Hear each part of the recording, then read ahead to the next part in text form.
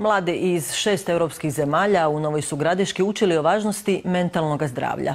Ta često zanemarena tema u zapadnoj Slavoniji, opterećenoj ratnim traumama i iseljavanjem, ima osobitu važnost.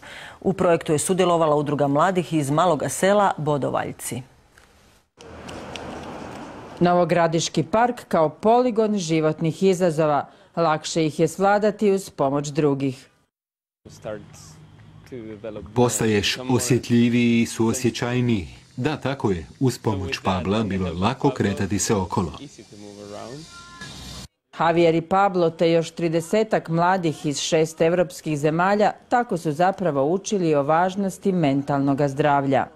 Jedna od najvažnijih značajki mentalnog zdravlja jest povjerenje i ova je aktivnost tomu posvećena. Uči nas da vjerujemo jedni drugima. Zanimljiv i važan projekt razvio je tim domaćih mladih psihologa. Kažu, kao društvo silno riskiramo zanemarujući uzroke frustracija novih naraštaja.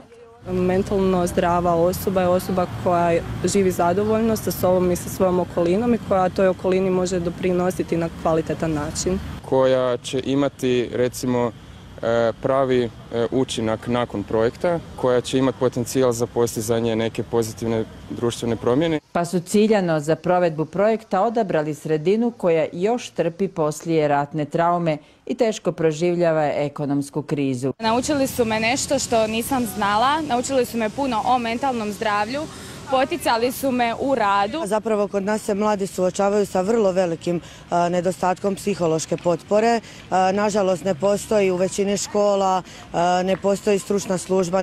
Polugodišnji projekt koji se ostvaruje u sklopu programa Erasmus+, ako ništa drugo, skinut će prašinu s teme o kojoj najčešće govorimo kad je već kasno, kad saniramo posljedice.